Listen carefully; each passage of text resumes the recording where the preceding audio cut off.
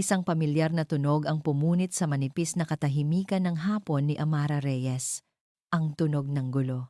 Hindi pa niya ito nakikita, pero ramdam na niya sa pagtibok ng kanyang puso. Mabilis, malakas, isang babala. Binitawan niya ang huling piraso ng nilabhang damit na isasampay sana niya sa kanilang munting espasyo sa likod bahay. Napapikit siya ng mariin. "Wag po sana ngayon," bulong niya sa hangin. Pagod na po ako. 2 trabaho. 5 bibig na pinapakain. Isang katawan na unti-unti nang bumibigay. Ang kailangan lang niya ay ilang oras ng kapayapaan. Pero ang kapayapaan ay isang luho na hindi niya kayang bilhin. "Aling Amara, naku po, yung mga anak ninyo." Ang sigaw ng kapitbahay niyang si Marites ay parang isang pako na bumaon sa kanyang sentido. Napadilat siya, at ang pagod sa kanyang mga mata ay napalitan ng pamilyar na takot. Tumakbo siya palabas ng kanilang maliit na gate, at doon, nasaksihan niya ang eksenang kinatatakutan niya. Isang makintab, mamahalin, at napakalaking itim na kotse ang nakaparada sa tapat ng kanilang eskinita.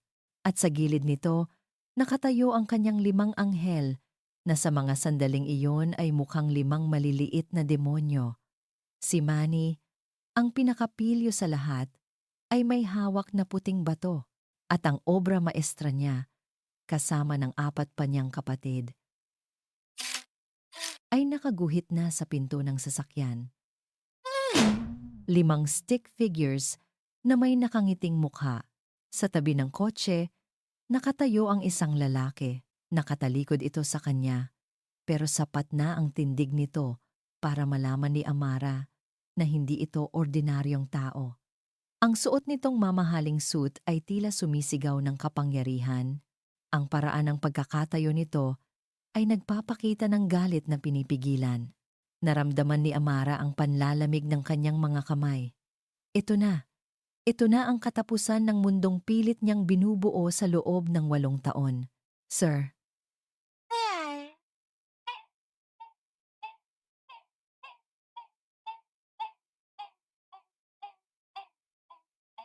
Sigaw niya habang tumatakbo palapit. Tinigil ang mga anak niya na nagtatago na ngayon sa likod ng isa't isa. Hinila niya sila palayo sa sasakyan. "Mga bata, pumasok kayo sa loob! Bilis!" Nang masiguro niyang nakapasok na ang mga ito, humarap siya sa lalaki, handa ng lumuhod at magmakaawa. "Sir, pagpasensyahan niyo na po ang mga anak ko. Hindi po nila alam ang ginagawa nila. Babayaran ko po. Kahit paunti-unti. Kahit anong trabaho po. Tatanggapin ko. Pakiusap po. Huwag niyo lang po silang..." Huminto siya sa pagsasalita. Nang dahan-dahang humarap ang lalaki. At sa sandaling iyon, huminto rin ang pag-ikot ng mundo ni Amara. Ang panga na iyon. Ang mga matang iyon na minsan nang tumitig sa kanya ng may puno ng pagmamahal.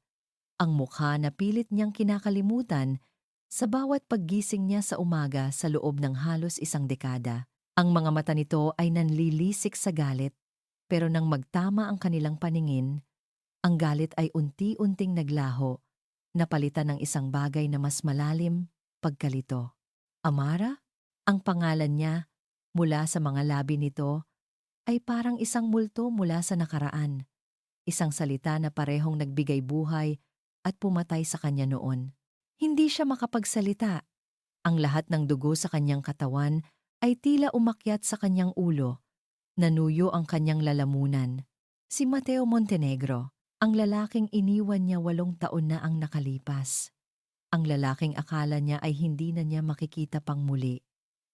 Narito, nakatayo sa harap niya. Mas matipuno, mas makapangyarihan, at may lamig sa mga matang hindi niya pa nakikita kailanman. Pero ang gulat sa mukha ni Mateo ay biglang nawala. Napalitan ito ng isang ngisi. Isang mapait at mapanuyang ngisi.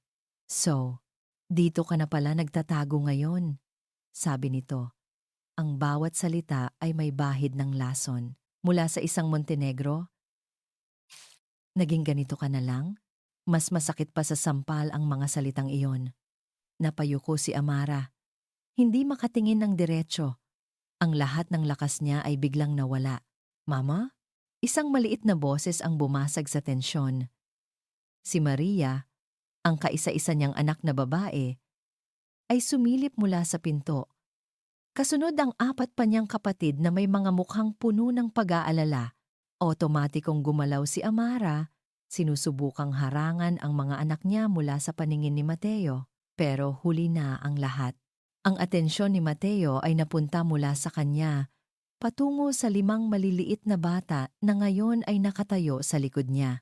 Nakita ni Amara ang pagbabago sa mukha ni Mateo. Ang pagiging kampante nito ay naglaho. Ang pangungutya sa mga mata nito ay nawala. Napalitan ito ng isang emosyon na hindi niya mabasa. Tinitigan nito ang bawat isang bata. Mula kay Miguel, ang panganay na seryoso ang mukha. Kay Manny, na may pilyong tingin. Kay Mario, na nahihiyang nagtatago sa likod ng kapatid. Kay Martin, na may matalinong mga mata. At kay Maria, na buong tapang na nakatingin pabalik. Tinitigan niya sila ng matagal, na para bang sinusubukang lutasin ang isang imposibleng palaisipan. Pagkatapos, dahan-dahan, ang mga mata niyang puno ng pagkalito ay bumalik sa kanya. Ang lamig at galit kanina ay wala na. Sa halip, ang nakita ni Amara ay isang bagay na mas nakakatakot. Isang dahan-dahang realisasyon, isang nakakabinging pagdududa. Ang mga mata ni Mateo, ang panga ni Mateo, ang paraan ng pagkunot ng noo nito. Naroon lahat sa mukha ng mga anak ko. Lalapitan sana siya ni Mateo. Pero napaatras si Amara. Yakap-yakap ang sarili. Nanginginig ang buong katawan niya. Ito ang bangungot na palagi niyang tinatakasan. Ang katotohanang pilit niyang itinatago. At ngayon, narito na. Handang sumabog at wasakin ang lahat. Huminga ng malalim si Mateo. Ang kanyang boses, nang muli itong magsalita, ay hindi nagalit. Ito ay mahina, nanginginig, at puno ng isang tanong na matagal nang dapat sinagot. Sino ang ama ng mga batang ito, Amara? 8 taon. Sa loob ng 8 taon, inakala ni Mateo Montenegro na nasanay na siya sa multo ni Amara Reyes. Nasanay na siyang magising sa umaga na may pait sa kanyang dila, isang galit na malamig na nakatatak sa kanyang puso. Ang sakit ng kanyang pag-alis ay naging pundasyon ng imperyong itinayo niya. Ginamit niya ang bawat piraso ng alaala niya para maging mas malakas, mas mayaman, mas walang awa. Inakala niya, handa na siya sa lahat. Pero hindi siya handa para dito. Hindi sa 5 pares ng mga matang nakatitig sa kanya, mga matang refleksyon ng sarili niya. Ang tanong niya ay nakabitin sa hangin, mabigat at mapanganib. Sino ang ama ng mga batang ito, Amara? Ang katahimikan na sumunod ay mas masakit pa. Sa kahit anong sigaw, nakita niya ang takot sa mga mata ni Amara, ang panginginig ng mga labi nito. Hindi ito sumagot.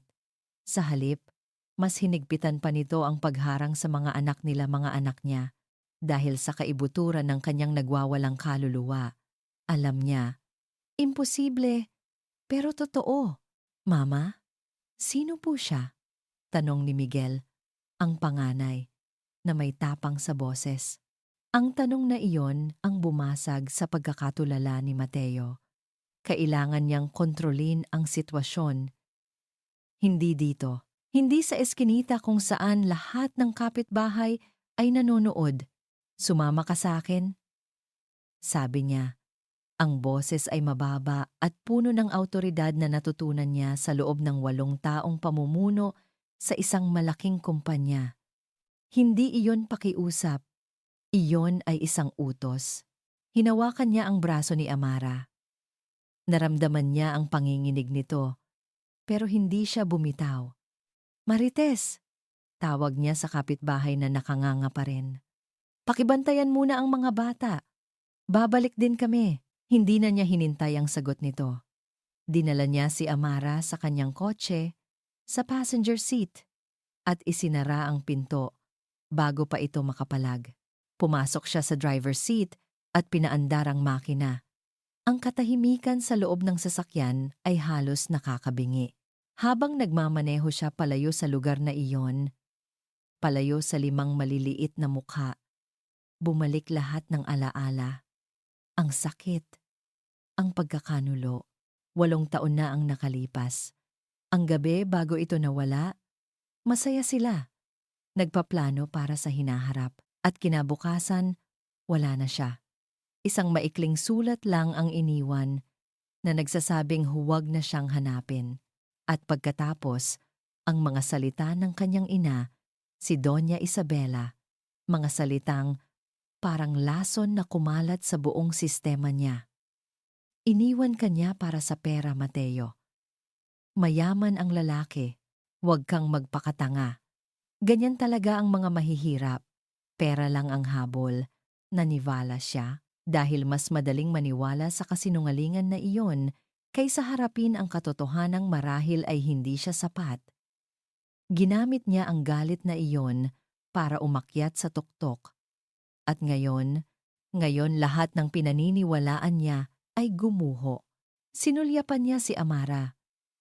Ang babaeng minahal niya ng sobra ay naroon pa rin. Pero may pagbabago na. May mga guhit ng pagod sa ilalim ng kanyang mga mata. Ang dating ningning nito ay napalitan ng pag-aalala. Pero kahit na ganoon, maganda pa rin siya at ang katotohanang iyon ay lalong nagpagalit sa kanya. Huminto siya sa isang maliit at tahimik na coffee shop, malayo sa kanilang lugar. Pinili niya ang isang mesa sa pinakasulok, kung saan walang makakarinig sa kanila. Magsalita ka. Sabi niya nang makaupo sila. Ang boses ay walang emosyon.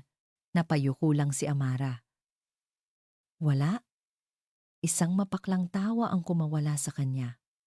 8 taon, Amara.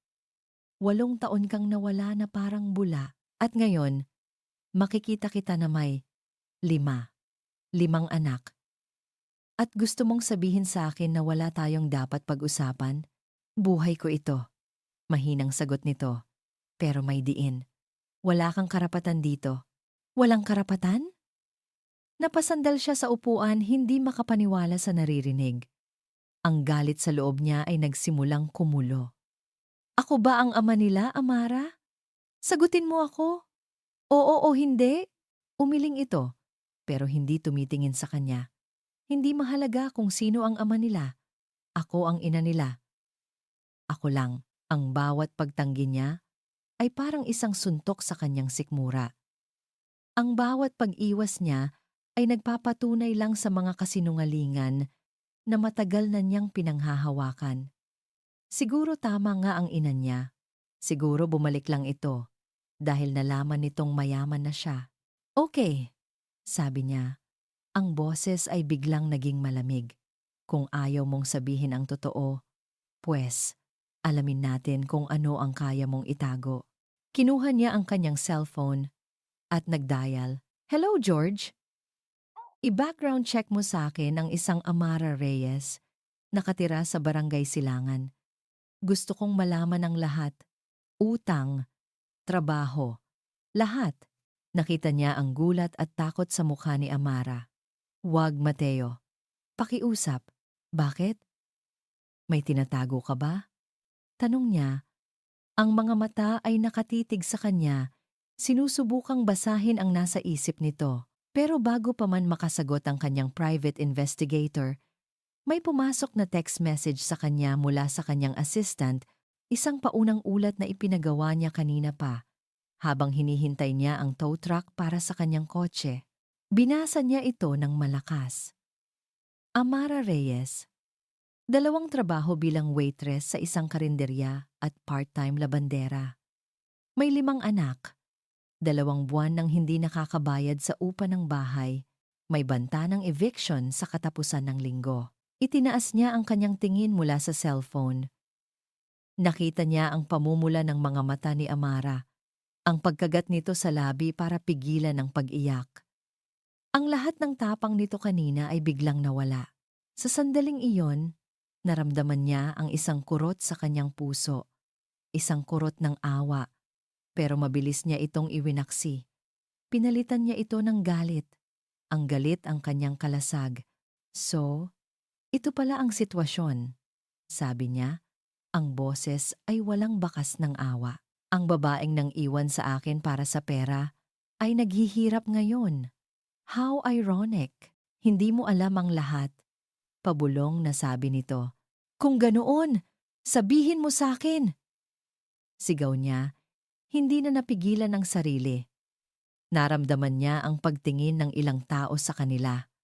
Huminga siya ng malalim para pakalmahin ang sarili. Hindi mo masabi sa akin ang totoo? Sabi niya sa mas mahinang boses, pero mas may diin. Okay, kung pera lang ang habol mo noon, pera ang ibibigay ko sa iyo ngayon. Nakita niya ang pagkalito sa mukha nito. Magtatrabaho ka para sa akin. Pagpapatuloy niya, ang bawat salita ay maingat at may plano. Bilang personal assistant ko, babayaran ko lahat ng utang mo. Bibigyan kita ng disenteng sahod, pero may isang kondisyon. Tumingin ito sa kanya. Ang mga mata ay puno ng pag-aalinlangan. Araw-araw. Sabi niya, dahan-dahan, para maintindihan nito ang bigat ng kanyang mga salita. Araw-araw, makikita ko kayo ng mga bata. Hanggang sa malaman ko ang buong katotohanan, ang gabi ay hindi nagdala ng pahinga para kay Amara. Ang bawat sulok ng kanilang maliit na bahay ay tila sumisikip. Pinapaalala sa kanya ang mga pader na unti-unting lumalapit para ipitin siya. Nakahiga siya sa banig. Sa gitna ng kanyang 5 natutulog na anghel, pinagmasdan niya ang kanilang mga payapang mukha. Ang mahihinang paghinga, sila ang kanyang mundo. Sila ang kanyang lakas. At ngayon, sila rin ang dahilan ng kanyang pinakamalaking takot. Ang mga salita ni Mateo ay umuulit-ulit sa kanyang isipan parang isang sirang plaka. Magtatrabaho ka para sa akin. Araw-araw, makikita ko kayo ng mga bata. Iyon ay hindi isang alok. Iyon ay isang sentensya, isang kulungan na yari sa ginto. Pero kulungan pa rin. Alam niya ang ginagawa ni Mateo. Ginagamit nito ang kanyang kahinaan, ang kanyang kahirapan laban sa kanya. At ang pinakamasakit sa lahat ay ang katotohanang tama ito na patingin siya sa abiso ng eviction na nakatago sa ilalim ng kanyang unan. Katapusan ng linggo, ilang araw na lang. Saan niya dadalhin ang kanyang mga anak? Kakainin niya ang kanyang hiya at pride para sa kanila. Pero hanggang saan? Bumangon siya ng walang ingay at lumabas sa kanilang munting sala. Umupo siya sa isang lumang upuang kahoy at niyakap ang kanyang mga tuhod. 8 taon. Sa loob ng 8 taon, kinaya niyang itaguyod ang kanyang mga anak ng mag-isa. Nagtrabaho siya hanggang sa halos madurog ang kanyang mga buto. Tiniis niya ang gutom para lang may makain sila. Tiniis niya ang pangungutya ng iba. Kinaya niya ang lahat. Pero ngayon, sa isang iglap, ang lahat ng kanyang pinaghirapan ay parang isang kastilyong buhangin na tinangay ng alon. Ang alon na iyon ay may pangalan, Mateo Montenegro. Ayaw niyang bumalik sa mundo nito.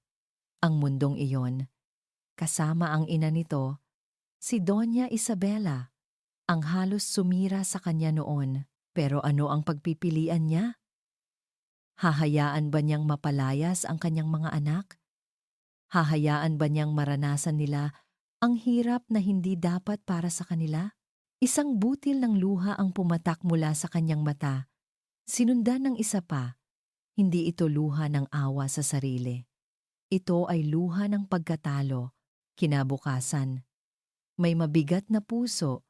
Sinabi niya sa kanyang mga amo sa karinderya at sa mga customer niya sa paglalaba na hindi na muna siya makakapasok. Pagkatapos, isinuot niya ang pinakadesente niyang damit, isang kupas na blouse at itim na pantalon at nagpunta sa address na ibinigay ni Mateo. Ang Montenegro Tower ay parang isang halimaw na gawa sa salamin at bakal, tumutusok sa kalangitan ng Ortigas. Bawat taong nakakasalubong niya sa lobby ay nakasuot ng mamahaling damit. Bawat sulok ay kumikinang sa yaman. Naramdaman ni Amara ang pagliit ng kanyang sarili. Hindi siya kabilang dito. Appointment with Mr. Montenegro. Sabi niya sa receptionist. Ang boses ay halos hindi marinig. Tiningnan siya nito mula ulo hanggang paa bago tumawag sa telepono. Pagkatapos ng ilang sandali, sinabi nito sa kanya na umakyat sa pinakamataas na palapag. Ang opisina ni Mateo ay mas malaki pa sa buong bahay nila. Ang isang pader ay purong salamin na nagpapakita ng tanawin ng buong syudad. Nakaupo si Mateo sa kanyang malaking mesa, abala sa mga papeles. Hindi man lang ito tumingala nang pumasok si Amara. "Maupo ka," sabi nito sa malamig na boses. Umupo si Amara sa silyang nasa harap ng mesa. Naramdaman niya ang lambot ng leather. Ang bawat segundo ng katahimikan ay parang isang karayom na tumutusok sa kanyang balat. "Pumapayag na ako," sabi niya sa wakas, bago pa siya magbago ng isip. Doon lang ito tumingala. May isang saglit na kislap sa mga mata nito tagumpay bago ito muling naging blanko. Tumango ito. "Good. My secretary will brief you on your duties. Your salary will be deposited to your new bank account. I've also taken care of your debts, including your rent." Parang isang mabigat na bato ang naalis sa dibdib ni Amara, pero napalitan ito ng isang pakiramdam ng hiya. Isa na siyang pag-aari. Binili. Ang unang araw niya ay isang impyerno. Pinagawa siya ni Mateo ng mga bagay na malayo sa trabaho ng isang assistant. Pinagtimpla ng kape. Pinabili ng tanghalian sa kabilang kanto. Pinag-ayos ng mga dokumento na alam niyang hindi naman talaga kailangan. Bawat utos ay may kasamang tingin na nagsasabing, "Ito ang nararapat sa'yo." Tiniis niya ang lahat. Para sa kanyang mga anak, sa kalagitnaan ng hapon, habang inaayos niya ang isang bookshelf, narinig niyang may kausap si Mateo sa telepono. "Yes, ma. No, it's nothing. Just a new employee." "Hindi, ma. I'm busy. We'll talk later." Narinig niya ang pangalan ng ina nito at bigla siyang kinilabutan. Si Doña Isabela. Ang babaeng nasa likod ng lahat ng sakit na dinanas niya. Maya-maya pa, habang papalabas na sana siya para umuwi, tumunog ang kanyang cellphone. Isang luma at may basag na screen. "Hello, Mama?" Boses ni Maria. "Okay lang po kami. Si Kuya Miggy po, tinulungan kami sa homework." "Mama? Uuwi na po kayo?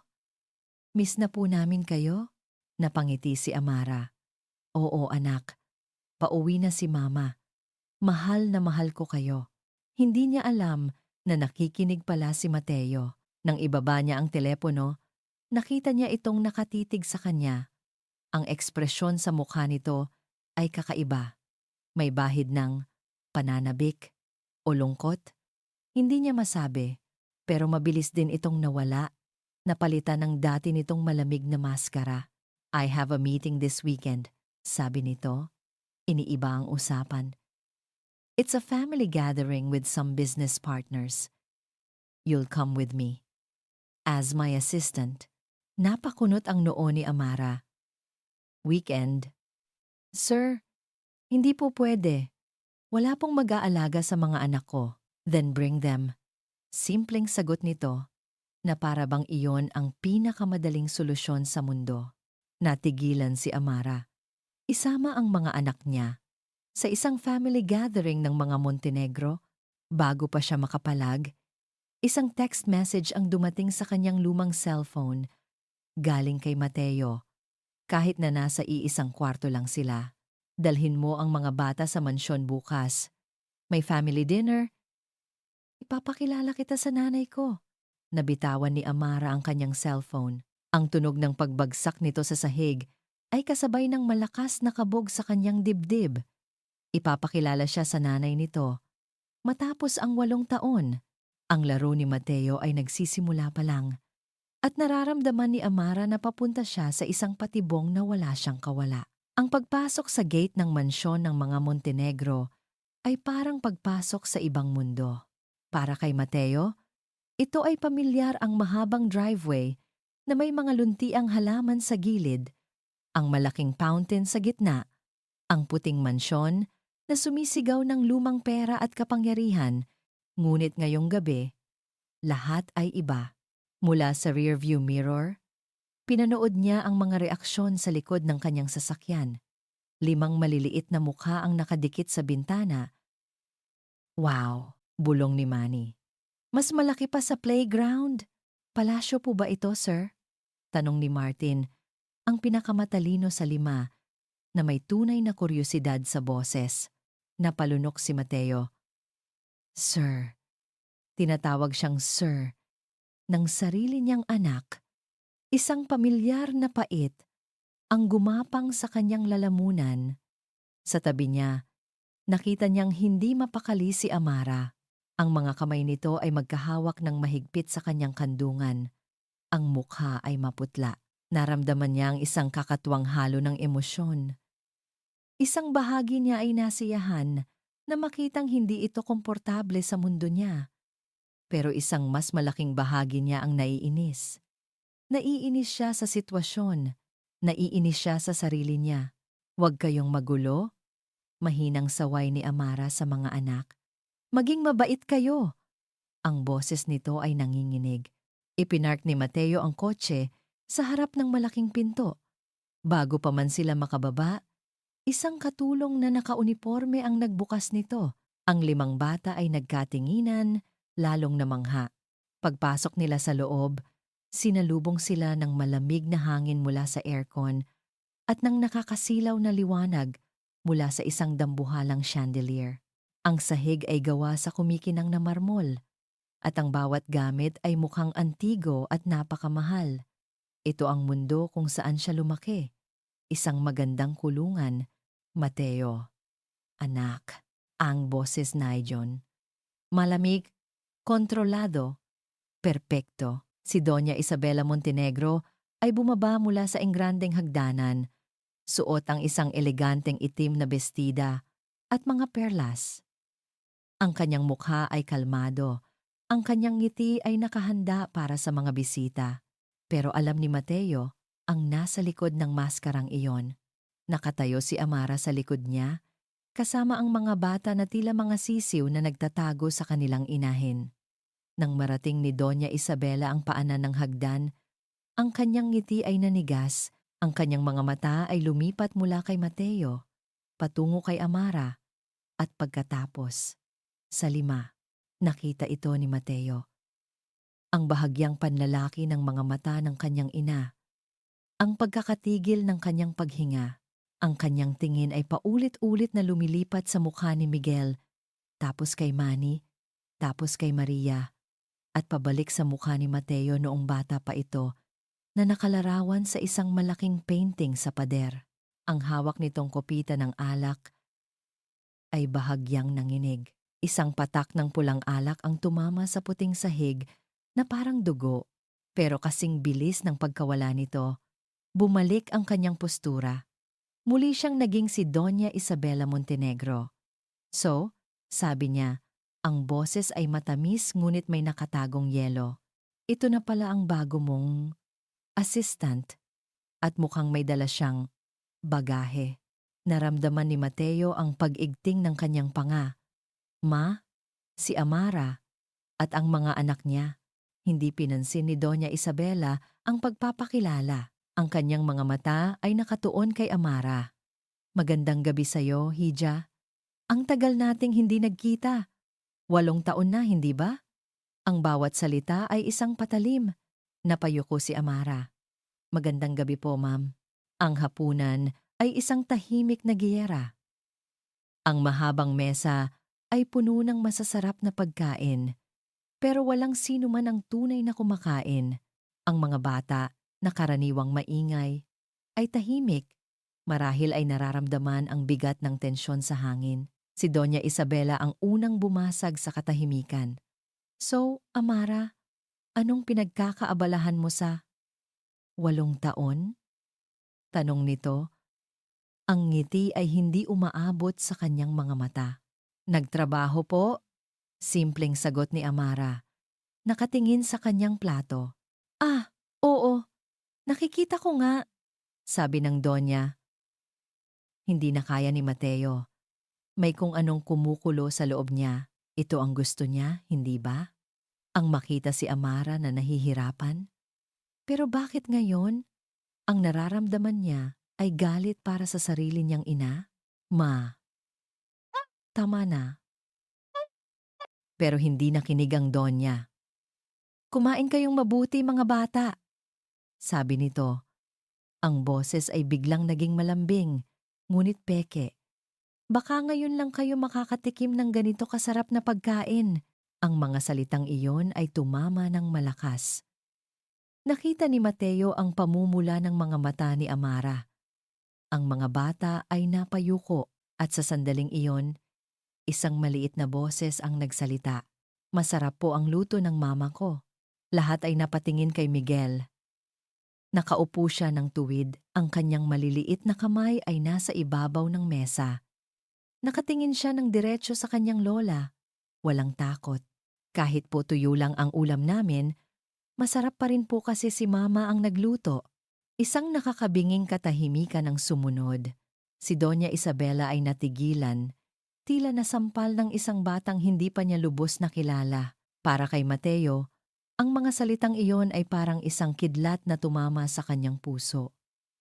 Ang simpleng pagtatanggol ng isang anak sa kanyang ina. Isang katapatan na hindi niya naramdaman sa buong buhay niya. Bigla, ang lahat ng galit niya kay Amara ay tila nawalan ng saysay. Ang nakikita niya na lang ay isang ina na nagpalaki ng 5 matatapang at mabubuting anak ng mag-isa. Tumayo si Mateo. Tapos na tayo, deklara niya. Uuwi na kami. Hindi na niya hinintay ang sagot ng kanyang ina. Inalalayan niya si Amara na tumayo at ginabayan ang 5 bata palabas ng dining hall, palayo sa nakakalasong presensya ng Donya. Matapos niyang ihatid si Amara at ang mga bata na walang nagsasalita sa buong biyahe, bumalik si Mateo sa mansyon. Nag-aapoy ang kanyang galit. Naabutan niya ang kanyang ina sa sala. Umiinom pa rin ng alak. Ano yon, ma? Sigaw niya. Anong klaseng pagtrato yon sa kanila? Ang totoo lang ang sinasabi ko, Mateo. Sagot nito. Tumatayo na rin. Hindi sila nababagay dito. Lalo na ang babaeng iyon. Pagkatapos kang iwan, babalik siya na parang walang nangyari. Dala-dala ang mga anak ng kung sino. Mga anak ko sila, ma. Ang mga salitang lumabas sa bibig ni Mateo ay ikinagulat maging ng sarili niya. Pero alam niyang totoo iyon. Natawa ng mapakla si Doña Isabela. Huwag kang maging tanga. Ginagamit ka lang niya. Ngayong alam niyang mayaman ka na, bigla siyang susulpot. Isang babaeng mukhang pera, Mateo. Ganoon siya noon, ganoon pa rin siya ngayon. Hindi mo siya kilala. Mas kilala ko siya kaysa sayo. Ang sigaw ng kanyang ina ay umalingaw-ngaw sa buong sala, puno ng galit at isang bagay na hindi maintindihan ni Mateo. Takot? Mga bastardo sila. Hiyaw nito. Ang kanyang perpektong postura ay nawala na, napalitan ng purong galit. Hindi ko sila tatanggapin at aalamin ko kung paano mo nakuha ang babaeng iyan para bumalik at manggancho sa'yo. Ang mga sumunod na araw ay isang paglalakad sa ibabaw ng maninipis na bubog. Ang bawat pagpasok ni Amara sa Montenegro Tower ay may kasamang bigat sa dibdib. Ang pagiging malapit kay Mateo ay isang uri ng pagpapahirap. May mga sandali isang sulyap, isang pamilyar na galaw na nagpapaalala sa kanya ng lalaking minahal niya. Pero agad itong binubura ng lamig sa mga mata nito, ng distansya sa pagitan nila, na nagsisilbing pader, na pilit siyang pinapaalalahanan kung nasaan siya dapat, isang empleyado, isang utusan. Pero ang mas nakakatakot kaysa sa malamig na presensya ni Mateo ay ang multo ng ina nito. Alam ni Amara na pagkatapos ng gabing iyon sa mansyon, Hindi na mananahimik si Doña Isabela.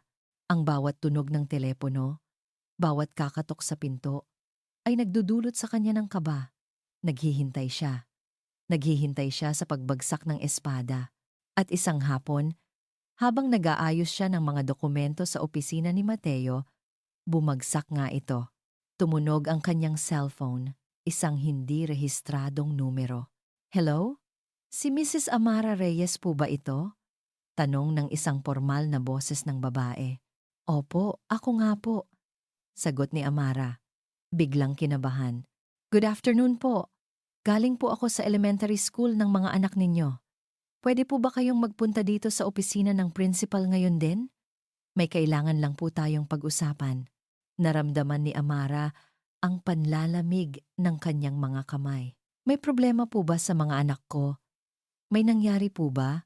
Nag-atubili ang babae sa kabilang linya. May natanggap po kasi kaming isang anonymous tip. Tungkol po sa kapakanan ng mga bata. Kailangan po naming i-verify. Standard procedure lang po. Anonymous tip. Kapakanan ng mga bata. Ang mga salitang iyon ay parang bombang sumabog sa kanyang pandinig. Sige po, papunta na po ako, sabi niya. Nanginginig ang boses. Nagpaalam siya kay Mateo na tumango lang nang hindi tumitingin sa kanya. Sumakay siya ng jeep. Ang puso niya ay kumakarera. Ano ito? Anong reklamo? Ang mga anak niya ang buhay niya. Paano magkakaroon ng issue tungkol sa kapakanan nila? Pagdating niya sa eskwelahan, dinala siya sa opisina ng principal. Naroon ang principal at isang babaeng hindi niya kilala na nagpakilalang social worker. Ang kanilang mga mukha ay seryoso. Mrs. Reyes, simula ng principal, may natanggap po kaming tawag na nagsasabing napapabayaan niyo raw po ang inyong mga anak. May mga pagkakataon daw pong wala silang sapat na pagkain at may nakakita raw po ng mga pasa sa braso ng isa sa kanila. Gumuho ang mundo ni Amara. Ano po? Hindi po totoo yan. Hinding-hindi ko po sasaktan ang mga anak ko. Ang mga pasa? Naglalaro po sila. Mga lalaki po sila malilikot. Normal lang po yon. Naiintindihan po namin, sabi ng social worker sa kalmadong boses na lalong nagpanerbiyos sa kanya. Pero kailangan po naming imbestigahan. Maaari po ba naming makausap ang mga bata? Hindi, mabilis niyang sagot. Huwag ninyong idamay ang mga anak ko dito. Kasinungalingan po lahat ng ito. Pakana lang po ito. Pakana? Kanino naman po? Hindi makasagot si Amara. Sasabihin ba niya na ang lola ng mga bata, isang makapangyarihang milyonarya, ang may gawa nito? Sino ang maniniwala sa kanya? Isang hamak na labandera laban sa isang Montenegro? Magmumukha lang siyang baliw. Nagsimula siyang umiyak, isang halo ng galit, takot, at kawalan ng pag-asa. Pakiusap po. Mahal na mahal ko po ang mga anak ko. Sila na lang po ang mayroon ako. Nang mga sandaling iyon, bumukas ang pinto ng opisina. Pumasok si Mateo Montenegro. Ang presensya niya pa lang ay nagpabago sa buong silid. Ang kanyang mamahaling suit, ang kanyang malamig at makapangyarihang aura ay nagpatahimik sa lahat. Tumingin siya sa principal at sa social worker at pagkatapos ay sa umiiyak na si Amara. May I know what's going on here? Tanong niya. Ang boses ay kalmado ngunit may bigat. Nagkatinginan ang principal at ang social worker, tila natakot sa biglaang pagdating ng isang taong halatang importante. Ipinaliwanag nila ang sitwasyon. Nakinig lang si Mateo, hindi nagbago ang ekspresyon. Pagkatapos, nagsalita siya. An anonymous tip? With no evidence? At dahil lang doon, iniistorbo ninyo ang ina at tinatakot ang mga bata? My lawyers will have a field day with this. This is harassment. Ang salitang lawyers ay tila may mahika. Biglang nagbago ang ihip ng hangin. Sir, then your procedure is flawed. Putol ni Mateo. I am taking Miss Reyes and her children, and I expect a formal apology from this school. Otherwise, you will hear from my legal team tomorrow. Walang sino man ang nangahas na sumagot. Kinuha ni Mateo ang kamay ni Amara at hinila siya patayo. Tara na, sa sasakyan pa uwi. Walang nagsalita. Yakap-yakap lang ni Amara ang kanyang sarili. Nanginginig pa rin. Iniligtas siya ni Mateo. Pero ang pakiramdam niya ay hindi pa sasalamat. Ang pakiramdam niya ay pagkatalo. Muli, ipinakita sa kanya ng mundo na wala siyang laban, na kailangan niya ang kapangyarihan ng isang Montenegro para lang maprotektahan ang sarili niyang mga anak. Nang gabing iyon, matapos niyang patulugin ang mga bata, isa-isa niyang hinalikan ang kanilang mga noo. Pinagmasdan niya ang mga braso at binti nila. Hinahanap ang mga gasgas at pasa mula sa kanilang paglalaro. Ang mga normal na marka ng pagkabata na ngayon ay naging sandata laban sa kanya. Mama, napalingon siya. Si Mario, ang pinakamahiyain sa lahat, ay gising pa pala. Nakatingin ito sa kanya. Ang mga mata ay malungkot. Bakit anak? Mama, galit po ba ang lola sa amin? Ang tanong na iyon, sa simple at inosenteng tono nito, ay sumaksak ng diretso sa puso ni Amara. Niyakap niya ng mahigpit ang kanyang anak. Pinipigilan ang sariling mga luha. Hindi anak, hindi siya galit. Isang kasinungalingan. Nang masiguro niyang tulog na muli si Mario, tumayo siya at nagpunta sa kusina para uminom ng tubig. Sa ibabaw ng kanilang maliit na mesa, may nakita siyang isang brown na envelope. Wala itong pangalan, wala itong selyo. May nag-iwan lang nito sa may pinto nila. Nanginginig ang mga kamay na binuksan niya ito. Sa loob may isang litrato, isang luma at kupas na litrato nila ni Mateo. Noong mga panahong simple pa ang lahat at puno ng pangarap, masaya sila sa litrato. Nagtatawanan, pero ngayon, ang litrato ay punit sa gitna. Sa ilalim nito, may isa pang kapirasong papel. May nakasulat dito sa eleganteng sulat kamay, 5 salita na nagpatigil sa kanyang paghinga. Umalis ka na? Bago pa mahuli ang lahat, hindi na bumalik si Mateo sa opisina. Pagkatapos niyang ihatid si Amara, nagmaneho siya nang walang patutunguhan. Ang imahe ni Amara sa opisina ng principal sugatan, natatakot, pero pilit na matapang para sa kanyang mga anak, ay nakatatak sa kanyang isipan. At ang pagbabanta na natanggap nito, ang punit na litrato, alam niya kung kaninong gawa iyon. Isang piraso ng papel na naglalaman ng 8 taon ng galit at sakit. Ang pagkuyom ng kanyang mga kamay sa manibela ay sapat na para mamuti ang kanyang mga buko. Dati, ang galit niya ay para kay Amara. Ngayon, sa unang pagkakataon sa loob ng napakatagal na panahon, ang galit na kumukulo sa kanyang dugo ay may ibang pangalan, Isabela Montenegro, ang kanyang ina. Ibinalik niya ang sasakyan at minaneho ito pabalik sa lugar na tinuring niyang tahanan, pero ngayon ay parang isang pugad ng ahas. Pumasok siya sa mansyon na parang isang bagyo. Ang bawat hakbang ay mabigat sa galit. Hindi niya pinansin ang mga katulong na bumabati sa kanya. Isa lang ang kanyang pakay. Natagpuan niya ang kanyang ina sa pribadong study nito. Kalmadong nagbabasa ng isang libro habang humihigop ng tsaa, ang perpektong imahe ng isang reyna sa kanyang palasyo. Gawa mo ba to? Hindi na siya nag-abalang kumatok. Inihagis ni Mateo ang punit na litrato at ang sobre sa ibabaw ng mamahaling lamesa ng kanyang ina. Bahagya lang tumingala si Doña Isabela. Hindi nagulat. "Huwag na tayong maglokohan, ma," sabi ni Mateo. Ang boses ay mababa at nagbabanta. Ang pagpapatawag sa kanya sa eskwelahan. Ang pagbabanta. "Ikaw ang may gawa ng lahat ng ito, hindi ba?" Isinara ng Donya ang kanyang libro at maingat na inilapag ito. Tumingin siya kay Mateo. Ang mga mata ay malamig. Kung ano man ang ginagawa ko para sa'yo, Mateo, para protektahan ka sa babaeng iyan. Protektahan ako? Isang mapaklang tawa ang kumawala kay Mateo. Sa pananakot sa kanya, sa paggamit sa mga bata, anong klase ng proteksyon yan? Tumayo ang kanyang ina. Ang kalmadong ekspresyon ay napalitan ng pagkadismaya. Hindi mo naiintindihan. Niloloko ka lang niya. Isang pagkakamali ang muli siyang papasukin sa buhay mo. Hindi mo ba nakikita? Ginagamit niya ang mga batang iyon na hindi man lang natin sigurado kung sayo nga ba para makabalik sa yaman ng mga Montenegro. Huwag mong idamay ang mga bata dito! Sigaw ni Mateo. Bakit hindi? Sila ang alas niya laban sa'yo!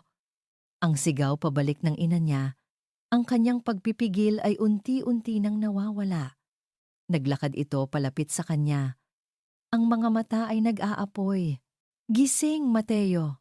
Masyado kang naging malambot. Nakalimutan mo na ba ang ginawa niya sa'yo? Ang sakit?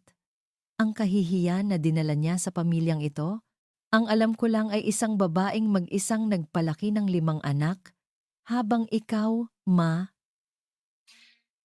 ay nabubuhay sa luho at nagpapakalat ng kasinungalingan. Isang malutong na sampal ang dumapo sa pisngi ni Mateo. Natigilan siya, hindi sa sakit, kundi sa gulat. Ngayon lang siya pinagbuhatan ng kamay ng kanyang ina. Nanginginig ang kamay ni Doña Isabela.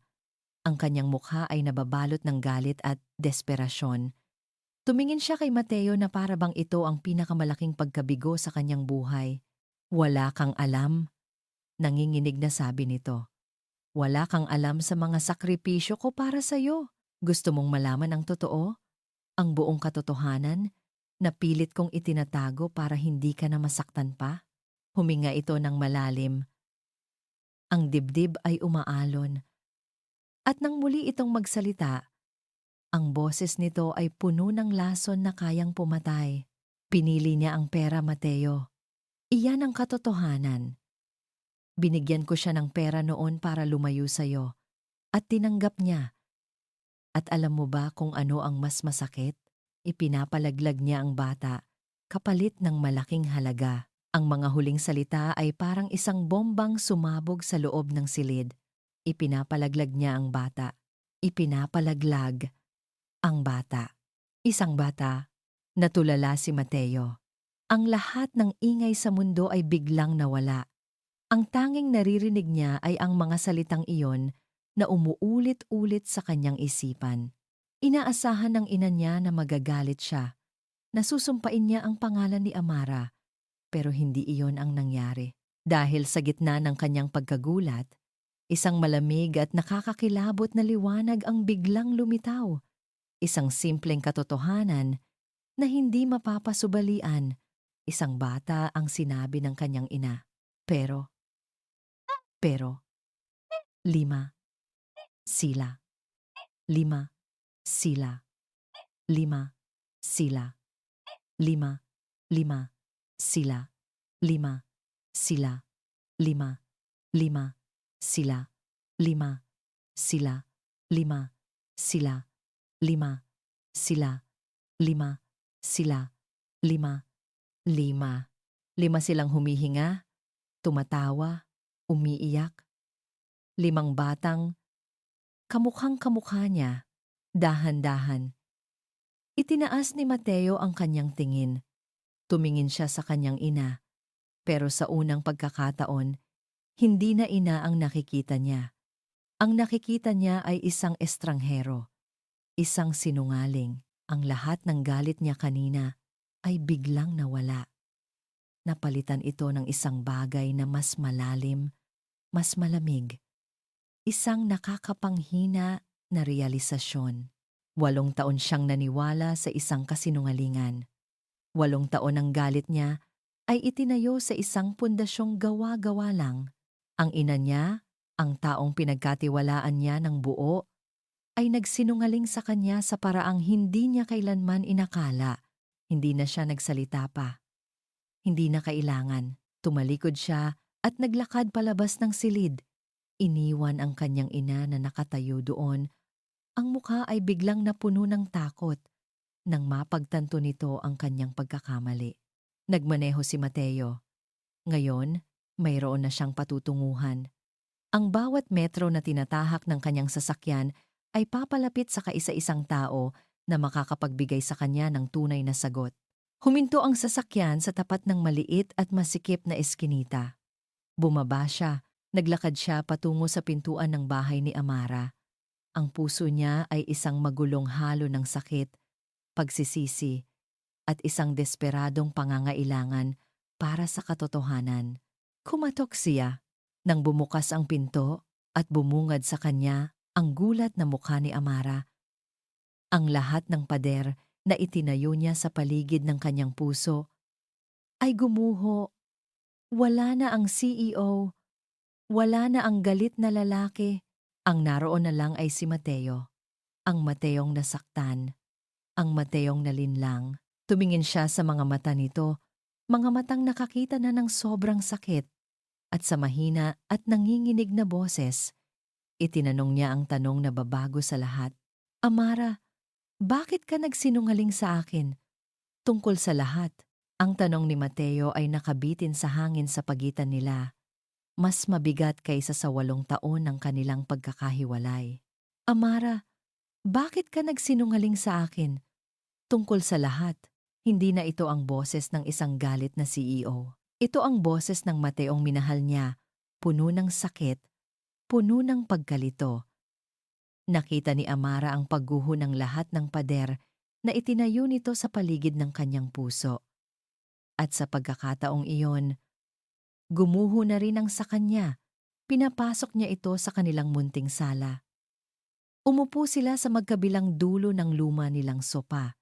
Pero ang espasyo sa pagitan nila ay puno ng mga salitang hindi masabi. Sa kabilang kwarto, naririnig niya ang mahinang paghinga ng kanyang mga anak, ang 5 dahilan kung bakit nagsimula at nagpapatuloy ang lahat ng ito. Huminga siya ng malalim. Dahil natakot ako, bulong niya. Ang boses ay basag. Natakot saan, Amara? Sa akin, umiling siya. Ang mga luha ay nagsimula ng mamuo sa kanyang mga mata. Hindi, natakot ako para sa'yo. At doon, nagsimula siyang magkwento. Ikinuwento niya ang araw na pinuntahan siya ni Doña Isabela 8 taon na ang nakalipas. Ang malamig na titig nito, ang mga salitang parang patalim na bumaon sa kanyang pagkatao. Sinabi niya sa akin na sagabal lang ako sa mga pangarap mo, sabi ni Amara habang sunod-sunod na pumatak ang kanyang mga luha. Na kung mahal talaga kita, lalayo ako. Isang tseke na napakalaki. Pero hindi ko tinanggap yon. Hindi niya sinabi ang lahat. Hindi niya kayang sabihin ang tungkol sa pinakamabigat na banta, ang pagbabantang ipakulong si Mateo. Dahil kahit ngayon, ang una pa ring nasa isip niya ay ang protektahan ito. Baka kung malaman nito, gumawa ito ng isang bagay na padalos-dalos laban sa sarili nitong ina. Sapat na ang sakit na nararanasan nila. Tumingin siya kay Mateo. Ang mukha nito ay hindi na nagpapakita ng galit sa kanya. Ang lahat ng puot sa mga mata nito ay napalitan ng sakit at isang bagay na mas malalim. Pagsisisi, sinabi niya sa akin. Sinabi niya sa akin na ipinalaglag mo ang bata. Mahinang sabi ni Mateo na para bang ang pagsabi nito ng malakas ay nagdudulot ng pisikal na sakit. Napahagulgol si Amara. Hindi. Hinding-hindi ko gagawin yon. Sila ang naging dahilan kung bakit ako nabuhay. Sa isang iglap, nawala ang distansya sa pagitan nila. Lumapit si Mateo at niyakap siya ng mahigpit. Ang yakap na iyon isang bagay na pinangarap at kinatakutan niya sa loob ng 8 taon ay naramdaman niya ulit. Ang pamilyar na init, ang pamilyar na lakas. Niyakap niya ito pabalik at ibinuhos ang lahat ng sakit, lahat ng pagod, lahat ng pangungulila na kinimkim niya ng mag-isa. Kinabukasan, ibang Mateo ang dumating sa bahay nila. Wala na ang CEO na nag-uutos. Ang dumating ay isang ama na sumusubok. May dala itong hindi isa, kundi 5 malalaking paper bag mula sa isang sikat na toy store. May dala rin itong mga kahon ng pizza at grocery bags na puno ng mga prutas at gatas. Ang mga bata, na noong una ay nahihiya, ay hindi na napigilan ang kanilang tuwa. Ang kanilang maliit na bahay ay napuno ng ingay ng tawanan at pagbubukas ng mga laruan. Tumingin si Amara kay Mateo, na nakatayo sa isang sulok. Pinapanood ang mga bata na may ngiti sa labi, isang tunay. Hindi pilit na ngiti, may kurot sa kanyang puso. Isang halo ng saya at takot. Sa buong araw, sinubukan ni Mateong maging parte ng mundo nila. Tinulungan niya si Miguel sa pagbuo ng isang robot. Nakipaghabulan siya kay Manny. Nagbasa siya ng libro para kay Martin at Mario. At hinayaan niyang ayusan siya ng buhok ni Maria. Pero pinapanatili ni Amara ang kanyang distansya. Ang pag-amin kagabi ay nagbukas ng isang pinto. Pero hindi nito binura ang 8 taon ng sakit at kawalan ng tiwala. Nang masira ang gripo sa kanilang lababo, akmang tatawag na sana si Amara ng tubero nang pigilan siya ni Mateo. "Ako na," sabi nito. Napakunot ang noo ni Amara. Nagkibit balikat ito at ngumiti ng bahagya. May mga bagay na hindi nakakalimutan. Hinubad nito ang kanyang mamahaling relo at itinaas ang manggas ng kanyang polo. Pumasok ito sa ilalim ng lababo. Pinanood siya ni Amara at sa isang saglit, hindi ang CEO ng Montenegro Tower ang nakikita niya, kundi ang simpleng Mateo na minahal niya noon, ang lalaking kayang ayusin ang kahit anong sira. "Pakiabot ng wrench?" sabi nito mula sa ilalim. Kinuha ni Amara ang gamit. Nang iabot niya ito, ang kanilang mga kamay ay nagdikit. Isang pamilyar na kuryente ang gumapang sa kanyang braso. Nagpatigil sa kanyang paghinga. Nagtama ang kanilang mga mata sa masikip na espasyo ng kanilang kusina. Ang mundo ay tila huminto. Ang nakaraan at ang kasalukuyan ay nagsalubong. Mabilis na binawi ni Amara ang kanyang kamay. Tumalikod siya. "Ako na ang tatapos niyan," sabi niya. Ang boses ay mas matigas kaysa sa kanyang intensyon. Narinig niya ang pagbuntong hininga ni Mateo. "Amara, hindi ganito kadali, Mateo," sabi niya. Nakatalikod pa rin. "Hindi mo pwedeng ayusin ang 8 taon sa isang araw lang." Hindi na ito nagsalita pa. Tinapos nito ang pag-aayos ng gripo sa katahimikan. Bago ito umalis ng gabing iyon, hinarap niya ang mga bata. "Magpapakabait kayo sa mama niyo, okay? Babalik ako. Isang pangako." Nang maisara na ni Amara ang pinto, sumandal siya dito at napapikit. Isang bahagi niya ang masaya. Isang bahagi niya ang umaasa. Pero may isang malakas na boses sa kanyang isipan na nagsasabing mapanganib ang lahat ng ito.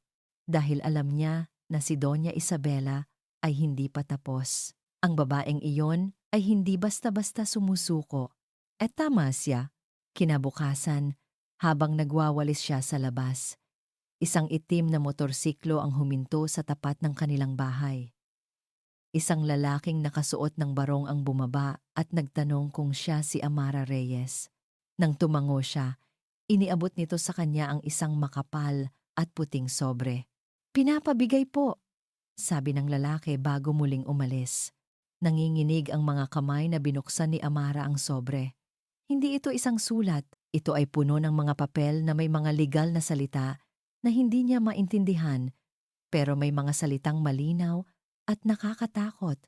Republic of the Philippines, Regional Trial Court, Petition for Custody. At sa ilalim, ang pangalan ng nagpetisyon, Isabela Montenegro. Nabitawan ni Amara ang mga papel. Ang mga ito ay nagkalat sa lupa na parang mga tuyong dahon sa taglagas. Ang maliit na pag-asa na nagsimulang tumubo sa kanyang puso ay biglang namatay. Nilamon ng isang napakalamig na takot. Hindi na lang siya ang gustong paalisin ng Donya. Gusto nitong kunin ang kanyang mga anak. Ang katahimikan sa penthouse ni Mateo ay isang kasinungalingan. Sa labas, Ang gabi ay payapa. Sa loob, ang bawat sulok ng malawak at modernong espasyo ay sumisigaw sa kanya. Walang kalat na laruan, walang maliliit na boses na nagtatawanan.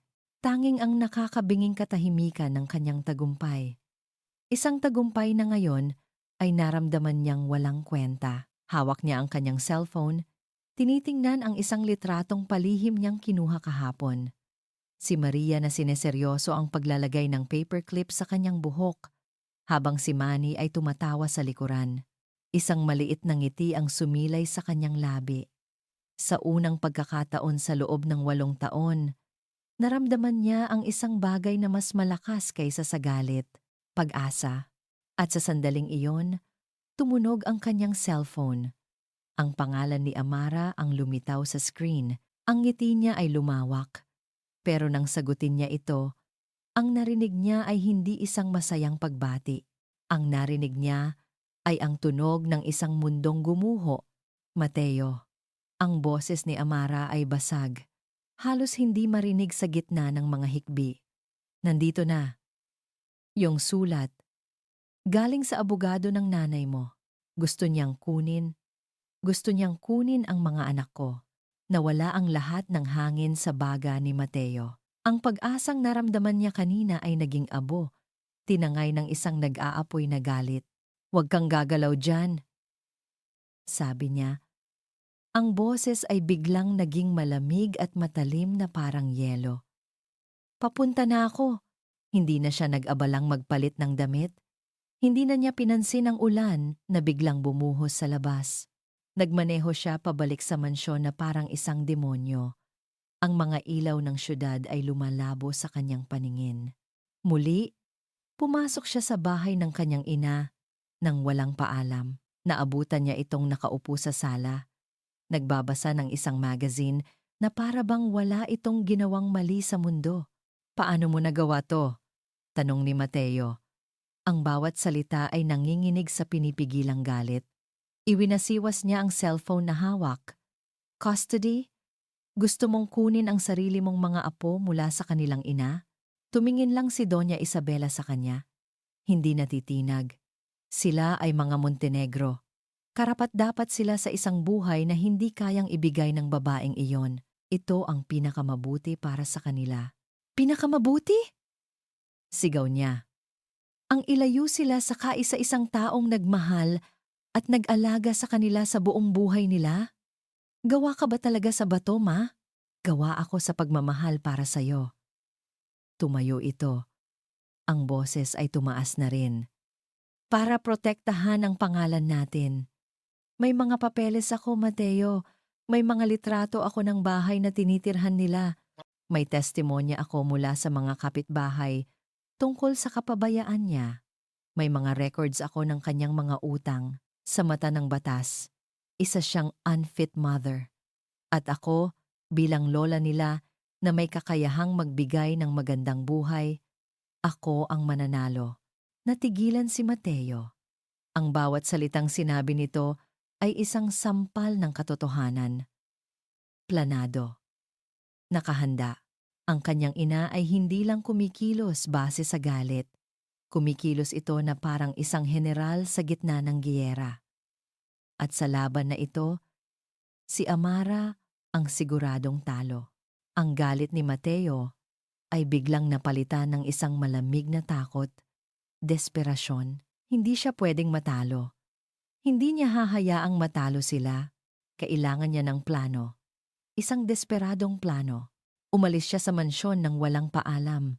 Ang isip ay tumatakbo ng mas mabilis pa kaysa sa kanyang sasakyan. Nagmaneho siya sa gitna ng malakas na ulan, patungo sa bahay ni Amara. Nang pagbuksan siya nito ng pinto, nakita niya ang resulta ng kalupitan ng kanyang ina. Ang mga mata ni Amara ay namumugto. Ang kanyang mukha ay basang-basa ng luha. Sa likod niya, naririnig niya ang mahinang iyak ng mga bata. Ang tagpong iyon ay sumaksak sa kanyang puso. "Mateo, may plano ako," sabi niya. Ang boses ay pagod at pilit na pinapakalma. Pumasok siya sa loob, basang-basa ng ulan. "Makinig ka sa akin, Amara. Humarap siya dito. Ang kanyang mukha ay seryoso, puno ng bigat ng kanyang desisyon. Hindi natin siya matatalo sa korte ngayon. Nakahanda na siya. Gagamitin niya ang lahat laban sa'yo. Nakita niya ang pagkawala ng huling hibla ng pag-asa sa mga mata nito. Kailangan mong umalis dito. Pagpapatuloy niya, mabilis at direkta. Ikaw at ang mga bata. May inihanda akong isang bahay sa Laguna. Ligtas. Walang makakaalam. Doon muna kayo. Umalis? Ulit ni Amara. Ang boses ay puno ng pagkalito. Tatakas kami? Hindi, sabi ni Mateo. At dito siya nagkamali. Sa kanyang desperasyon na ipaintindi ang lohika ng kanyang plano, nakalimutan niya ang puso. Ako ang haharap sa kanya. Sasabihin kong kumampi ako sa kanya. Nakumbinsi niya ako. Habang ginagawa ko yon, mag-iipon ako ng ebidensya laban sa kanya. Mga ebidensya na magpapatunay na hindi siya karapat-dapat makuha kayo. Ang kanyang paliwanag ay mabilis, praktikal, at walang emosyon para sa kanya. Ito ay isang diskarte sa digmaan, pero para kay Amara, ang narinig niya ay ibang-iba. Ang narinig niya ay, umalis ka, ako na ang bahala, pipiliin ko ang pamilya ko. Isang pamilyar na sakit ang gumuhit sa mukha ni Amara. Ang sakit ng pag-iwan. Ang sakit na naramdaman niya 8 taon na ang nakalipas. Ang kanyang mga luha ay tumigil. Ang kanyang mukha ay naging blanko. Parang isang porselanang nabasag at pilit na pinagdikit muli. Hindi, sabi niya sa isang boses na walang buhay. Natigilan si Mateo. Anong hindi? Amara, ito lang ang paraan. Tumingin ito sa kanya, at sa mga mata nito, nakita ni Mateo ang huling pagpatak ng tiwala nito para sa kanya. Ang paraan? Ang tumakas at magtago, habang pinipili mo na naman ang pamilya mo, habang inililigtas mo na naman ang sarili mo. Hindi! Hindi mo naiintindihan. Ginagawa ko to para sa inyo, ngumiti si Amara. Isang ngiti na mas masakit pa sa kahit anong sampal. Huwag na, Mateo. Narinig ko na yan dati. At pagod na akong maniwala. Huminga ito ng malalim. At sa huling pagkakataon, tiningnan siya nito ng may tapang na ipinanganak mula sa kawalan ng pag-asa. Umalis ka na, Mateo. Kaya kong palakihin ang mga anak ko ng mag-isa. Ginawa ko na noon, gagawin ko ulit ngayon. Tumalikod ito. At dahan-dahang isinara ang pinto. Nakatayo lang si Mateo sa labas, sa gitna ng malakas na ulan, nakikinig sa pagsara ng kandado. Narinig niya ang hagulgol ni Amara sa kabilang panig ng pinto. Sinabayan ng iyak ng 5 bata. Isinara nito ang pinto.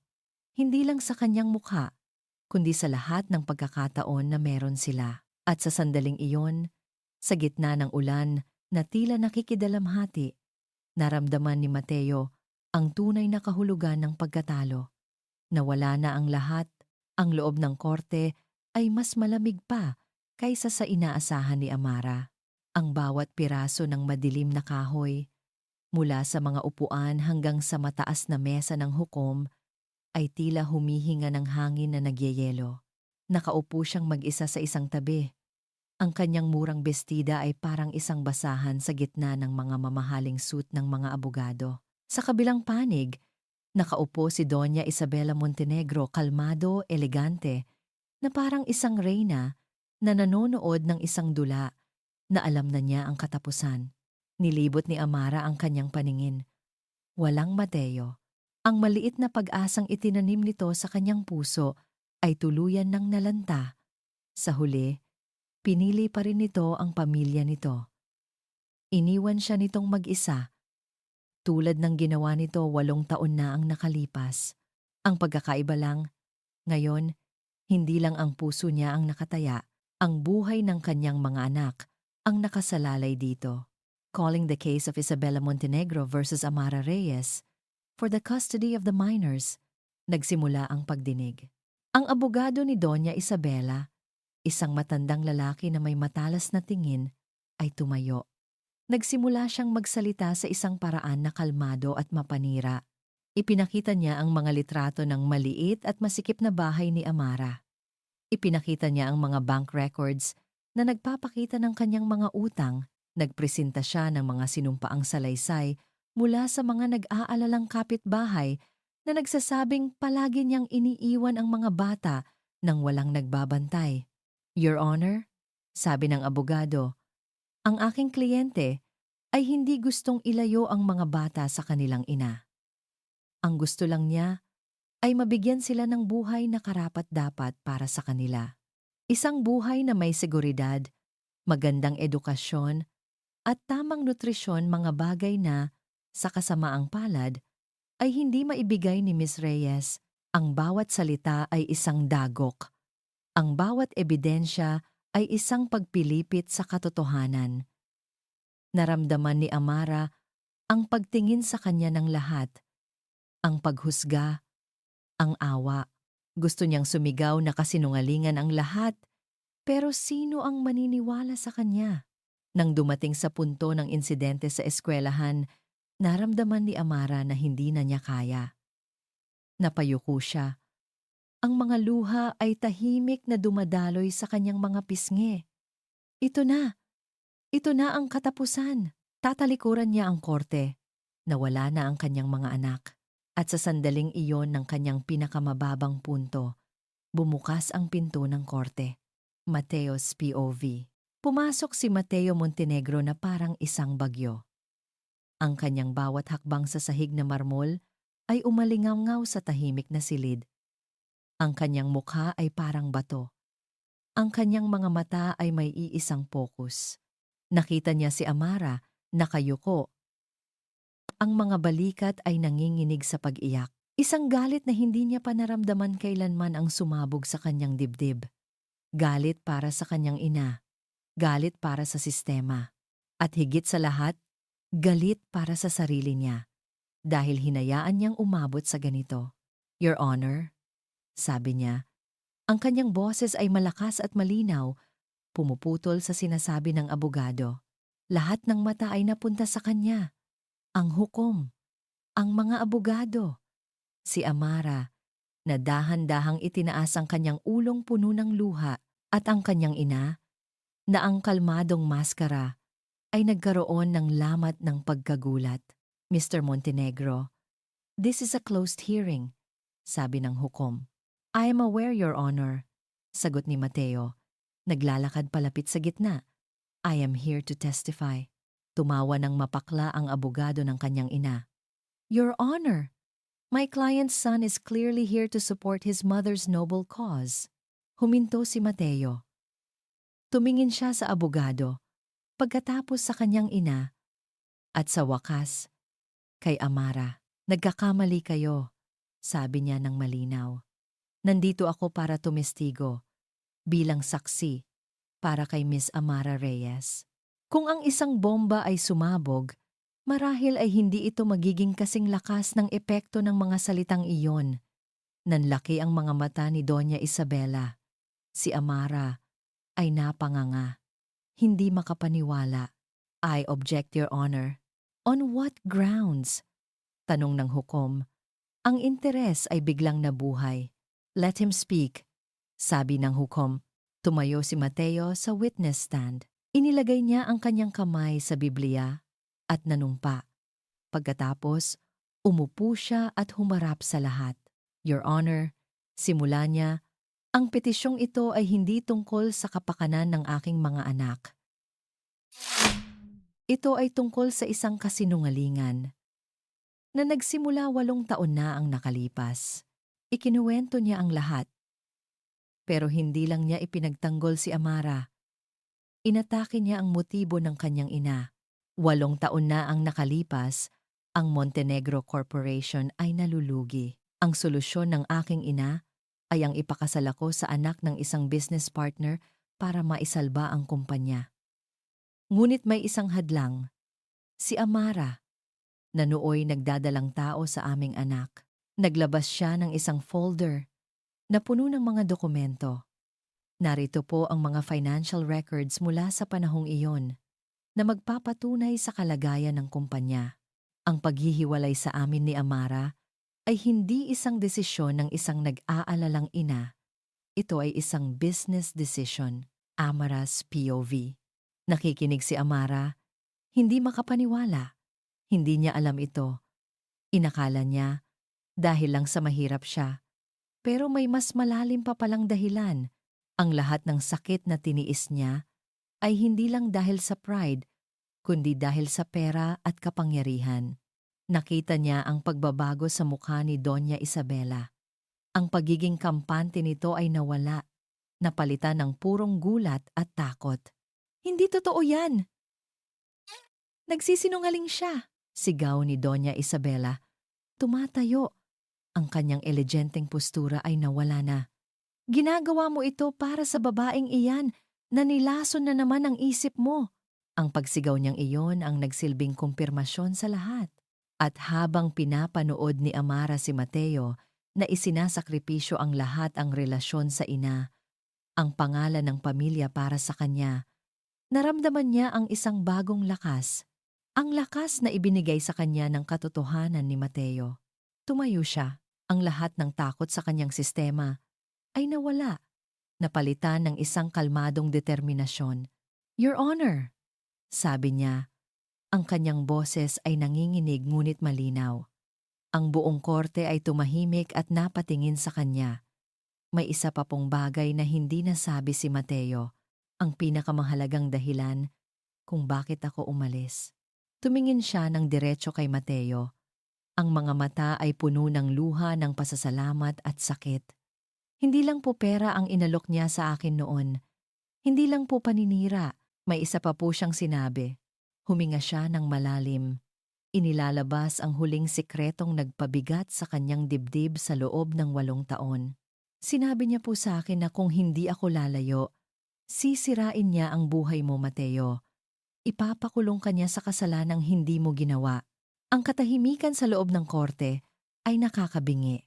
Nakita ni Amara ang pagbagsak ng mga balikat ni Mateo, na para bang ngayon lang niya naintindihan ang tunay na bigat ng lahat. Si Doña Isabela ay napaupo. Ang mukha ay walang kulay. Talunan, binaliwala ni Mateo ang lahat. Dahan-dahan siyang bumaba mula sa witness stand. Naglakad siya, hindi pabalik sa kanyang upuan, kundi patungo sa kanyang ina. Huminto siya sa harap nito. Ang kanyang mukha ay walang galit. Tanging isang malalim, nakakapanghinang kalungkutan. Tumingin siya sa mga mata ng babaeng nagluwal sa kanya, ang babaeng sumira sa kanya, at sa babaeng minahal niya, at sa mahinang boses na narinig ng buong korte, sinabi niya ang mga salitang tatapos sa lahat. Tapos na, ma. Tapos na ang lahat. Ang paglabas mula sa korte ay parang paglabas mula sa isang madilim na kuweba patungo sa sikat ng araw. Hindi na ni Amara pinansin ang mga taong nagbubulungan. Hindi niya pinansin si Doña Isabela na tahimik na inalalayan ng kanyang abogado palabas.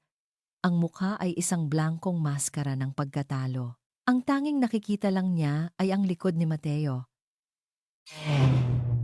na naunang naglakad palabas. Tila kailangan ng hangin. Sinundan niya ito. Natagpuan niya si Mateo na nakatayo sa tabi ng isang maliit na fountain sa labas ng gusali, nakatingin sa umaagos na tubig na parang doon lamang nakatuon ang buong atensyon. Dahan-dahan siyang lumapit. Sa loob ng ilang sandali, walang nagsalita. Ang tanging naririnig lang ay ang tunog ng tubig at ang malayong ingay ng syudad. Salamat. Bulong ni Amara. Isang salita na tila hindi sapat para sa lahat ng ginawa nito. Hindi lumingon si Mateo. Dapat ako ang magpasalamat sa iyo, Amara. At dapat akong humingi ng tawad. Huminga ito ng malalim. 8 taon. 8 taon kitang hinusgahan. 8 taon akong naniwala sa kasinungalingan. Habang ikaw, tiniis mo ang lahat ng mag-isa. Ginawa ko yon para sa'yo. Mahinang sagot niya. Doon na ito lumingon. At sa mga mata nito, nakita ni Amara ang lahat ng sakit at pagsisisi na hindi nito naipakita sa loob ng korte. Alam ko. At iyon ang pinakamasakit sa lahat. Lumapit ito sa kanya at sa unang pagkakataon, ang paglapit nito ay walang halong galit o pagnanasa na maghiganti. Tanging isang malalim na pangangailangan para sa koneksyon. Pinatawad mo na ba ako? Tumingin si Amara sa mga mata nito. Nakita niya roon ang lalaking minahal niya noon at ang lalaking nakita niyang isinakripisyo ang lahat para sa kanya ngayon. Matagal na kitang pinatawad, Mateo, sabi niya, at naramdaman niya ang katotohanan sa bawat salita. Isang ngiti, isang maliit, malungkot, ngunit totoong ngiti ang sumilay sa labi ni Mateo. At sa ilalim ng sikat ng araw, sa harap ng gusali kung saan nila parehong hinarap ang kanilang mga demonyo, naramdaman ni Amara na isang mabigat na kabanata ng kanilang buhay ang tuluyan ng nagsara. Lumipas ang ilang linggo. Ang buhay ay dahan-dahang nagbago. Sa tulong ni Mateo, nakalipat sila sa isang mas malaki at mas disenteng apartment, sapat para sa kanilang 7. Hindi ito isang mansyon. Pero para kay Amara at sa mga bata, ito ay isang palasyo. May sarili na silang mga kwarto, may maliit na hardin sa likod. Si Doña Isabela, ayon sa nabalitaan nila, ay umalis ng bansa. Matapos ang eskandalo sa korte, napilitan itong bumaba sa pwesto sa Montenegro Corporation. Walang nakakaalam kung babalik pa ito. Para kay Amara, ang kanyang pag-alis ay hindi nagdulot ng saya, kundi isang tahimik na kalungkutan para sa isang pamilyang nasira ng pride at kasinungalingan. Ngunit ang kanilang pamilya ay unti-unti namang nabubuo. Tuwing hapon, pagkatapos ng trabaho, umuuwi si Mateo, hindi sa kanyang penthouse, kundi sa kanilang apartment. Hindi na siya ang CEO na nag-uutos. Siya na si Papa, ang lalaking nagtuturo kay Miguel kung paano magbisikleta, ang kasabwat ni Manny sa mga kalokohan, ang tagabasa ng kwento ni na Martin at Mario, ang pasyenteng customer sa parlor ni Maria. Isang linggo ng hapon, dinala sila ni Mateo sa isang malawak na parke. Naglatag sila ng isang malaking banig sa ilalim ng isang puno. May dala silang mga sandwich, prutas at juice. Isang simpleng picnic. Pero para sa kanila, ito ang unang pagkakataon na naramdaman nilang isang buong pamilya sila. Habang pinapanood ni Amara ang kanyang 5 anak na naghahabulan sa damuhan kasama si Mateo, ang dibdib niya ay napuno ng isang pakiramdam na matagal na niyang hindi naramdaman. Kapayapaan, masaya sila, sabi ng boses sa likod niya. Napalingon siya. Nakatayo si Mateo doon, pinapanood din ang mga bata. Ang mukha ay puno ng pagmamahal. Tumango si Amara. Oo, sobrang saya. Lumapit si Mateo at umupo sa tabi niya sa banig. Sa loob ng ilang sandali, pinanood lang nila ang magkakahalong tanawin ng 5 maliliit na katawan at isang malaking lalaki na tumatakbo, nagtatawanan, at nagkukulitan sa ilalim ng araw. Pagkatapos, dahan-dahang kinuha ni Mateo ang kanyang kamay. Ang mga daliri nila ay nagsalikop, pamilyar, at tama. Niyakap siya nito mula sa likuran. Ang ulo nito ay nakapatong sa kanyang balikat. Naramdaman ni Amara ang mainit na hininga nito sa kanyang leeg. Salamat sa paghihintay! Bulong nito. Ang boses ay puno ng emosyon na hindi na kailangang pangalanan, oras na para bumuo ng pamilya. Isinandal ni Amara ang kanyang ulo sa dibdib nito, nilalasap ang bawat tibok ng puso nito. Tumingin sila sa papalubog na araw. Ang kalangitan ay nagiging kulay kahel at rosas. Ang lahat ng sakit, lahat ng luha, lahat ng 8 taon ng pag-iisa, lahat ng iyon, ay naglaho sa init ng sandaling ito. Ito na ang simula, ang kanilang simula. Papa, Mama, napalingon silang dalawa. Si Maria, na may korona ng mga bulaklak sa ulo, ay tumatakbo palapit sa kanila. Hila-hila ang kanyang 4 na kapatid. Huminto ito sa harap nila. Ang mga mata ay kumikinang sa kuryosidad. Papa? Mama? Tanong nito sa kanyang matamis na boses. Kailan po tayo magkakaroon ng baby sister? Nagkatinginan si Amara at Mateo. Ang gulat sa kanilang mga mukha ay napalitan ng isang sabay na tawa. Isang tawa na malaya, masaya, at puno ng lahat ng posibilidad na dala ng kinabukasan. Tumingin sila sa isa't isa. Ang mga mata ay nangungusap, nagbabahagi ng isang sikretong pangako. Ang kanilang walang hanggan ay nagsisimula pa lang. At dito po nagtatapos ang makulay na kwento ng pag-ibig, sakripisyo, at pagpapatawad nina Amara at Mateo. Maraming salamat sa inyong walang sawang pagsubaybay at pakikinig sa bawat kabanata. Mula sa unang araw na sinimulan kong isulat ang kanilang paglalakbay, ang tanging hiling ko lang ay makalikha ng isang kwento na hindi lang basta maririnig, kundi mararamdaman. Isang kwentong yayakap sa inyong mga puso, sa gitna ng inyong mga abalang araw. Ang pagsulat sa kwento nina Amara at Mateo ay isang paglalakbay din para sa akin. May mga pagkakataong napaluha ako sa kanilang mga pagsubok at may mga sandaling napangiti ako sa kanilang maliliit na tagumpay dahil ang kanilang istorya ay salamin ng buhay nating lahat. Ito ay isang paalala na ang tunay na pag-ibig ay hindi perpekto.